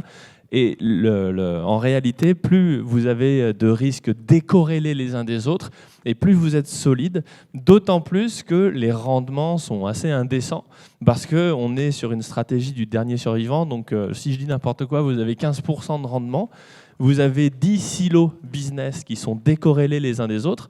S'il y en a un qui pète, pour une raison ou pour une autre, je m'en fiche, au final, vous avez perdu 10%. Vous allez mettre moins d'1 an à assurer vous-même votre risque. Donc en réalité, on peut même calculer un taux d'explosion, on va dire ça comme ça, sur un des silos. Et c'est beaucoup plus résilient que si vous avez mis tous vos œufs dans le même panier. Si le risque se matérialise, il est absolu. Parce que c'est votre business qui est englouti dans un trou noir. Et là, moi, j'aurais pas mis... Et c'est ça, en fait, la force, c'est de dire, on n'a même pas besoin de calculer, entre guillemets, en tant qu'investisseur, le risque par pays. le plus important, c'est la décorrélation. Et là, globalement, quand j'entends parler du Kenya, du El Salvador, du Tadjikistan et de pays dont je ne savais même pas qu'ils étaient où ils étaient sur la carte, je sais que si ça pète au Kenya, ça ne pètera pas en Russie forcément. Je ne vois pas le lien de cause à effet. Donc au contraire, pour moi, c'est une propriété diversifiante, comme dirait Yves, qui fait oui de la tête, là, qui est au contraire très importante et très précieuse. Voilà. Est-ce qu'il y a d'autres questions? Voilà. Marc Delpierre, pilote de course, donc ça va aller vite. Ça va aller vite, oui, parce que vous avez en plus répondu à une partie de la question que je voulais poser pour ce qui était du risque. Parce que je pense que dans l'Assemblée, la majorité des gens connaissent le Bitcoin, les risques qui y sont affectés. Mais je pense qu'il y en a aussi qui ne le sont pas, ou il y en a qui vont devoir, entre guillemets, vendre le projet pour que des gens investissent dedans. Alors pour ce qui est du risque, vous avez très bien répondu à la question, évidemment, puisque ça permet de le lisser. Et dans le business model que vous avez établi, comme vient de l'expliquer Richard, de toute façon, le risque va être diminué. Mais comme tous les investisseurs privés, ce qui les tracasse souvent, c'est le risque et le cours. J'embraye sur le cours et sur la volatilité. On est en bear market. Tu es le dernier survivant. Alors, il y en a toujours un qui va te dire, oui, mais il vient bien un moment où tu vas mourir quand même. Alors, ce que tu pourrais les rassurer, pour donner un argument, quand on commence à plonger, jusqu'où on peut plonger pour que tu t'en sortes encore, puisque 24 heures sur 24, presque, on se réveille à 3 heures du matin quand on reçoit une alerte sur CoinMarketCap, on voit le Bitcoin qui est à 20 000, il plonge à 15 000, il va plonger à 12 000, et puis là, toi, tu peux couper ton téléphone parce que je pense que tu ne dormiras pas de la nuit tellement tu vas recevoir des messages d'alerte. Donc, est-ce que tu peux donner un point de repère? J'ai une partie de la réponse, évidemment, sur le cours qui est un peu naïf, mais qui est quand même un point important pour les investisseurs privés. Merci. On sent l'expérience 2018 qui... Ouais. Bah évidemment, c'est un risque qui est identifié. C'est pas, enfin pour nous, c'est pas un risque la chute de cours, hein, parce que le protocole Bitcoin a cet avantage de s'adapter aux forces en puissance. C'est-à-dire que si le cours chute beaucoup, comme l'a expliqué Richard tout à l'heure, on a pas mal de concurrents qui coupent. Les plus chers, les moyens chers, les pas trop chers, et ainsi de suite. Donc le hash rate tombe. Quand le hash rate tombe, la difficulté descend. Quand la difficulté descend, on gagne plus de Bitcoin. Alors il va le moins cher. Mais notre but ici à tous, c'est de cumuler les bitcoins, que BBGS Assetco crée des bitcoins tous les ans et les cumule. On dépense le moins possible, on va en dépenser très très peu. Donc si on se met à en créer plus, c'est jackpot, hein, parce qu'on n'est pas pressé de les vendre en fait. Il suffit d'attendre que ça remonte. J'ai bien répondu ? Richard, tu voulais en rajouter? Oui, juste une petite chose là-dessus, c'est intéressant parce que si vous achetez du BBGS, vous achetez du Bitcoin miné plutôt que du Bitcoin de marché. Et si vous achetez du Bitcoin, vous savez qu'il y a un risque, puisque s'il n'y avait pas de risque, le cours serait déjà stable. Ce qui fait qu'il n'est pas encore à son sommet et stabilisé. La volatilité, c'est la courbe d'adoption et ça matérialise un risque. Peu importe de quelle nature qu'il soit, c'est un raisonnement financier. Donc si vous achetez du Bitcoin, vous savez qu'il y a une probabilité non nulle, même si petite, qu'il disparaisse pour une raison ou pour une autre. Donc vous avez un risque intrinsèque à Bitcoin.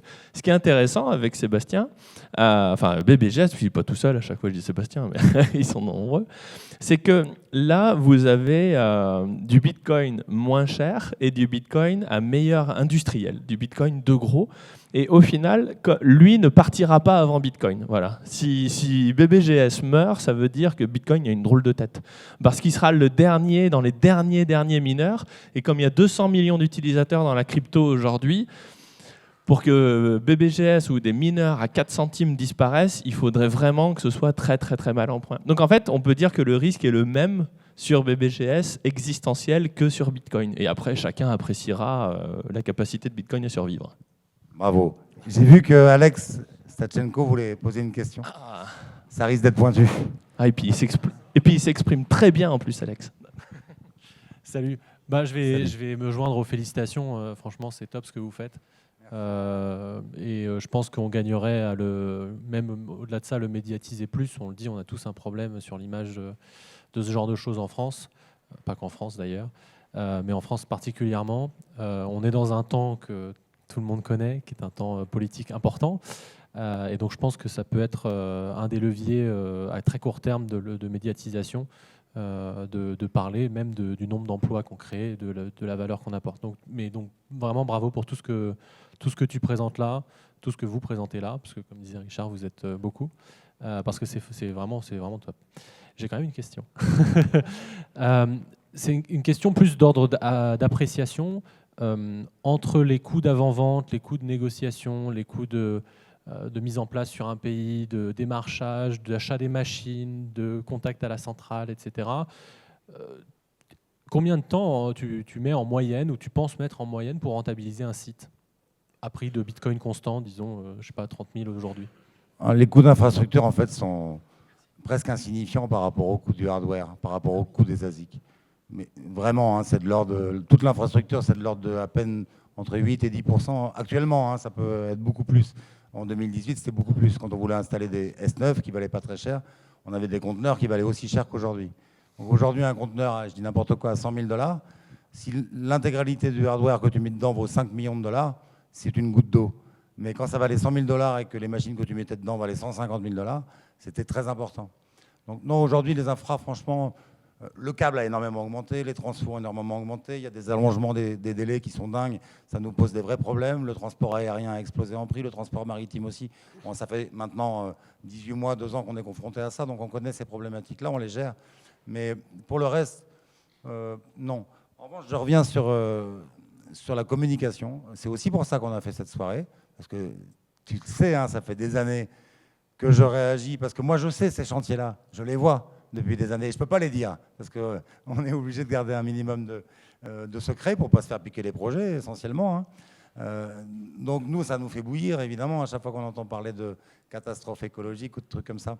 Donc on a voulu faire ça aussi, c'est pour ça que Raphaël est là, et d'autres journalistes, pour qu'ils puissent se rendre compte que ce n'est pas une vue de l'esprit ce qu'on raconte. Il y a vraiment des excédents incroyables dans le monde, parce que nous, on a trouvé 900 mégawatts, mais je suis très très loin d'avoir fait le tour du monde, hein. Et puis on est une petite équipe quand même. Donc il y en a évidemment beaucoup plus. Et oui, plus on pourra communiquer là-dessus, plus on tendra le coup à cette espèce de légende urbaine qui voudrait que le mining soit une menace écologique. C'est tout le contraire. Merci. On a une question ici d'Adlit Akalbataï, donc auteur de Bitcoin, la monnaie acéphale, avec Jacques Favier. Là. Hello Seb, bravo pour le chemin parcouru. Hein. C'est vrai que je me souviens de quand j'étais venu à Nantes dans la mine. Et petite question, bon alors à une période, les fabricants d'ASIC étaient un vrai cartel. Là, ça l'est un peu moins. Ça s'est un peu décartélisé, on va dire, parce que les Ricains commencent à se pencher dessus, les Japonais aussi, ce genre de choses. Tu l'évalues comment, ce risque opérationnel un peu signe noir des ASIC, soit de problèmes de patent, soit de problèmes de fabrication, des terres rares, de la supply. Enfin, c'est une industrie en tant que telle qui t'impacte directement. Et comment tu la vois et comment tu vois ton risque par rapport aux ASIC? Et là, on parle que du primaire. Là, tu parles que du primaire, de l'achat primaire, mais il y a aussi un marché secondaire qui rentre aussi en ligne de compte. Hein. Exactement. Bon, déjà, on a du confort, je dirais, pour les 12 mois qui viennent, parce qu'il y a encore énormément de machines sur les étagères. On a vu qu'après le ban chinois, on avait eu une chute importante de plus de 50% du hash rate mondial. Il est revenu au même niveau. Mais pendant ce temps-là, il s'est passé 9 mois. Et pendant 9 mois, les fabricants ont continué à construire. Donc ça veut dire qu'aujourd'hui, on est revenu au même niveau de hash rate qu'avant le ban chinois, donc il y a peut-être 9-10 mois, je ne sais plus, alors que les usines ont continué à construire. Donc il y a encore un potentiel de machines sur les étagères, que ce soit en neuf ou en occasion, qui est énorme. Hein. On peut presque doubler le hash rate encore, avec les machines qui existent sur le marché. Ça, c'est une donnée. Donc on est tranquille pour 12 ou 18 mois. Et après, c'est la même chose que tout matériel électronique. Peut-être qu'il n'y aura plus assez de terres rares pour les fabriquer, qu'il faudra trouver d'autres technologies. En tout cas, l'offre aujourd'hui, c'est vraiment, comme tu l'as dit, décartélisé. C'est-à-dire qu'il y a 18 ou 19 fabricants d'ASIC aujourd'hui, ça nous laisse l'embarras du choix. Et puis, évidemment, comme tu l'as dit, les Américains s'y mettent. C'est pour ça que j'ai présenté le partenariat avec Blockstream, parce que pour nous, c'est hyper important. Hein. On a tout de suite levé le doigt en disant on veut être votre premier client. Et Samson Mo m'a dit on va aller plus loin que juste ce partenariat où tu seras notre premier gros client qui achète sa première commande et on fait du buzz dans les journaux. On va faire mieux que ça. Il dit on prévoit 6 mois d'essai pour nos ASIC. Pendant ces 6 mois-là, on met les machines, on met un gros lot de machines dans nos propres fermes et on les teste. eh ben, Big Block va partager ces tests. Donc dès le début des 6 mois, on va vous envoyer un stock de machines et vous allez faire les tests en même temps que nous. Et on va publier nos tests en même temps. Bref, tout ça pour dire qu'on a la possibilité aujourd'hui de ne plus travailler qu'avec les Chinois. Et déjà, ça, c'est une ouverture qui est intéressante. On a des projets avec le Salvador pour déplacer la fabrication des ASIC au Salvador, parce que le pays est volontaire et que c'est facile à faire. Ça fait des années que je le dis. Richard m'avait interviewé à ce sujet-là. On peut tout à fait fabriquer des ASIC en France.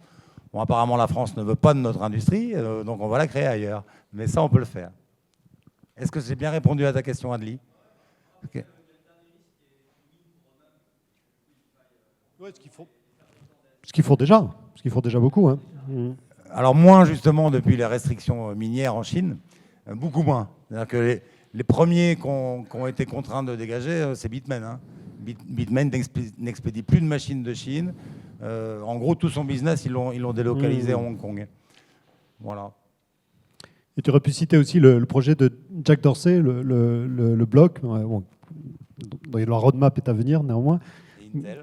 Et Intel, qui sont de nouveaux participants dans ces acteurs. En tous les cas, il y a des investissements énormes sur ces sujets pour produire ces ASICs, parce que les investissements des usines pour fabriquer les ASICs comptent plutôt en centaines de millions de dollars. Claire. Il y a Laurent Bénichou qui veut poser une question, je le vois depuis un moment. Hein. Laurent, donnez un micro à Laurent. Je donne mon micro. Allez. On va commencer par Laurent qui s'impatiente et qui trémousse sur sa chaise là depuis tout à l'heure pour avoir un micro. Comme il est devant. Je m'impatientais pas, c'est juste que comme ça rejoignait la question d'Alexandre, je voulais parler à ce moment-là. Voilà. En fait, j'ai pas très bien compris et je vous pose la question parce que c'est peut-être, je suis peut-être pas le seul dans la salle et c'est peut-être parce que j'ai pas reçu le document. En fait, est-ce que avec BBJS vous changez de business model? Et que du coup, en fait, vous remontez le capital au niveau de l'entreprise et que c'est l'entreprise qui va aussi acheter les machines, ce qui n'est pas le cas aujourd'hui. En fait, moi, par exemple, j'ai acheté une machine. Ouais. Ou est-ce que vous continuez avec le business model ancien qui est de dire, en fait, nous, on est opérateur de service et on permet à des gens d'acheter les ASIC. Ok. Et du coup, parce qu'en tant qu'investisseur aussi, tu te dis, est-ce que je mets toute mon enveloppe dans BBGS ou est-ce que j'en garde 50% pour acheter des ASIC aussi? Alors, ni l'un ni l'autre. Mais mieux que ça. En fait, ce qui est créé, c'est une société de financement qu'on appelle donc BBGS AssetCo, et dans lequel, au lieu d'acheter des machines, tu achètes des parts de cette société qui achète des machines, ce qui te permet en fait de faire ce que j'ai présenté tout au début et dont on a parlé plusieurs fois, qui est la mutualisation des risques. Parce qu'en fait, tu n'es pas propriétaire de la machine, tu es propriétaire de parts d'entreprises qui elles-mêmes achètent cette machine. Donc c'est assez classique dans les financements d'infrastructures. On a donc une AssetCo qui ne porte que les assets. Les assets, c'est quoi dans ce business? C'est des machines. Donc ces machines, ensuite, se constituent un peu comme toi, tu es client en fait de BBGS, deviens client en fait de BBGS, signe le contrat de métayage avec BBGS, achète la machine chez BBGS, ou une filiale de BBGS, peu importe, en tous les cas, achète la machine à travers BBGS, et ensuite reçoit en fait la production depuis BBGS. C'est clair, non? Voilà. Bon, en gros, avant, les clients nous achetaient des machines, ils n'auront plus cette possibilité-là. Donc maintenant, notre seul client va être BBGS AssetCo. Voilà, là, pour répondre simplement. Salut Sébastien. Merci d'abord pour la présentation. Moi, je suis tes aventures depuis un certain temps, et puis je suis content d'être aussi à Virunga avec toi, enfin en machine en tout cas. Et j'avais deux questions. Une très technique que Philippe a mentionné au début, et après vous en avez pu parler. C'était ce que vous faisiez avec les bitcoins qui étaient récupérés. Tu parlais de les réutiliser aussi dans la nouvelle finance, et je vais peut-être avoir un peu plus de détails là-dessus. Et puis après, une question d'ordre géopolitique, parce que voilà, pour moi, le minage de bitcoin, ça va être c'est géopolitique déjà, en fait, et puis ça va le devenir de plus en plus. Et à quel moment le prix de l'électricité va être pricé en bitcoin? Voilà.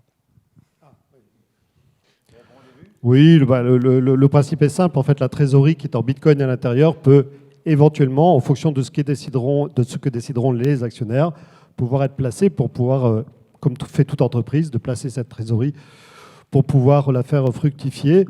Et c'est ce qui est proposé d'être fait en utilisant en fait des principes extrêmement simples et surtout des experts du sujet, de façon à faire qu'elle puisse être fructifiée. Donc c'est un placement de trésorerie assez classique, certes en utilisant les principes de la decentralized finance, Donc probablement en rappant ces bitcoins et puis en allant les placer dans des protocoles sûrs, on va essayer d'avoir voilà, des principes de gestion rassurants pour les investisseurs, mais en tous les cas de placement de trésorerie assez classique. Mais ce qui permet d'augmenter, on l'a montré d'ailleurs dans le business plan qu'on a fourni à certains qui l'ont demandé, qui permet en fait d'offrir un retour sur l'equity qui est quand même assez intéressant et qui crée un levier qui n'est pas à négliger. Et d'autant en fait que la production baissant au fil du temps d'un batch de machines, eh bien en fait ces principes de placement de la trésorerie permet de diminuer en fait la baisse de production par ce surcroît de bénéfices. Quant au paiement de l'électricité en bitcoin, c'est Alexis qui parle, hein, j'ai du mal à voir. Ouais. Si la monnaie légale est le bitcoin, on paiera en bitcoin. En revanche, que l'électricien nous fasse payer une partie de notre production plutôt que de nous faire payer son électricité en dollars, oui, on va y venir. C'est une idée que j'avais donnée au ministre de l'Énergie en Géorgie en 2017. À l'époque, j'avais été reçu donc, par ce ministère, par le ministre lui-même. Et il me disait, on commence à avoir trop de mineurs au moment où vous arrivez, vous, en 2017. Et je leur avais expliqué que leur politique n'était pas la bonne, parce qu'ils me disaient, pour arrêter l'invasion des mineurs, on va augmenter le prix à 10 cents. Je dis, mais vous allez tous les perdre. Et ça va créer un déséquilibre énorme sur votre réseau. Ce qu'il faut faire, si vous voulez être attractif pour les mineurs, c'est prendre un tout petit bout de leur production en bitcoin. Ils ne m'avaient pas écouté à l'époque. Mais j'en ai parlé avec Monica Taher hier.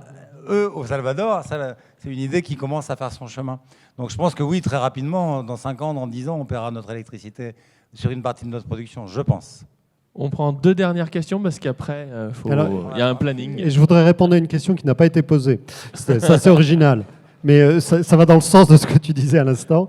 C'est qu'on propose aussi aux investisseurs d'avoir un retour, hein, qui est un retour, effectivement, une clause de liquidité qui leur permet de retrouver le cash qu'ils ont mis.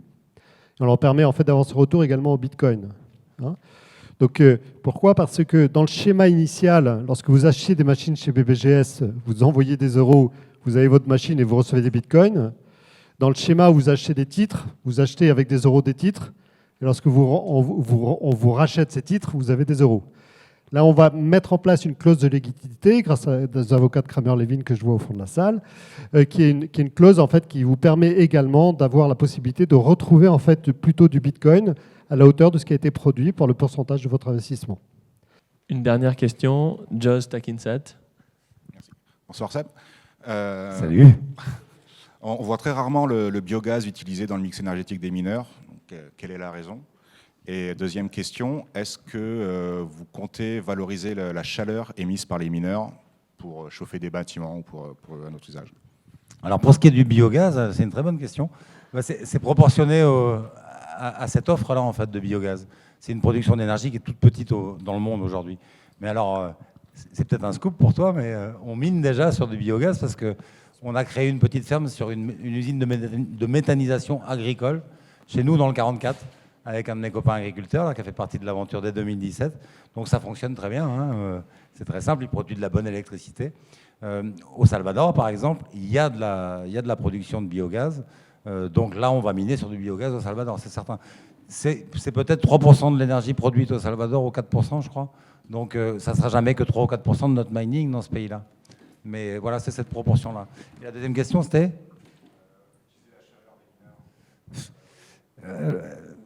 il faut avoir un marché pour cette chaleur et comme l'a expliqué Richard tout à l'heure, souvent les premiers mineurs qui coupent, c'est ceux qui sont dans les grands centres urbains ou à côté. Il y a une équation à trouver. Pour l'instant, personne ne l'a trouvée. La problématique de chauffer, c'est que c'est pratique d'avoir des mineurs qui chauffent l'hiver à la place des radiateurs, mais qu'est-ce qu'on fait de cette chaleur l'été, quoi ? Franchement, on l'a retourné dans tous les sens. Alors il y a des cas où, d'abord, la chaleur est maintenant très facile à manager parce que dans le temps, tu sais, on travaillait qu'avec du refroidissement par air. Donc tu chopes à la sortie de tes conteneurs un air qui est à 55 degrés, tu sais rien en faire. Ou très peu de choses, c'est pas facile. Tu peux chauffer des serres, quoi, c'est à peu près tout. Des serres à tomates. Avec l'immersion cooling, il y avait des images qui tournaient quand j'ai montré au Man, là. Je voulais faire un petit focus, puis j'ai oublié. Avec l'immersion cooling, tu sais, tu peux faire du refroidissement par eau. Tu trempes tes machines dans un liquide calorifuge et tu as un échange thermique avec de l'eau. Donc tu peux chauffer de l'eau et de là de manière extrêmement précise, régulière, et tu peux la régler. Tu peux régler ton thermostat. Donc là, tu peux t'en servir pour chauffer des bâtiments. Il faut les marchés. Là, on avait travaillé pas mal avec avec des boîtes françaises, avec Engie notamment, dès 2017 sur ce sujet-là. Dès que tu as un bear market, tout s'arrête au niveau recherche et développement. Donc ils ont laissé tomber cette histoire-là et puis on n'en a plus besoin, nous. Mais oui, je suis convaincu que le mining chauffera les bâtiments un jour. Ce que fait Wise Mining, hein, on va voir où ça les amène, mais l'expérience est très intéressante. Alors, pour les investisseurs qui n'ont pas le dossier, parce que certains... Personne ne l'a, normalement. Bon, enfin, moi, mes clients ne l'ont pas. Hein. Pour les investisseurs qui n'ont pas le dossier, on est à votre disposition, bien sûr, avec Sébastien, pour vous fournir le dossier qui comprend tout un tas d'informations précises que vous posez probablement. C'est accompagné également d'un term sheet, hein, donc vous le signez à la fin. Vous nous renvoyez un exemplaire. Non, je plaisante. Vous prenez le temps en fait de le lire, de bien considérer tout ce qui est à l'intérieur, de nous donner des feedbacks si vous en avez, et on est à votre disposition pour répondre à toutes ces questions-là. Voilà, c'est fini. On va aller boire un verre. Juste cette première levée de fonds, la clôture est au 3 mars, donc il n'y a pas de limite en termes de montant, mais il y a une limite de temps qui est très courte. Donc vous faites partie des privilégiés, enfin des gens qui savent avant les autres. Voilà, avant que la presse ne s'en empare et qu'on soit hyper sollicité. Je vous remercie de votre attention, c'était long et j'espère que c'était bon.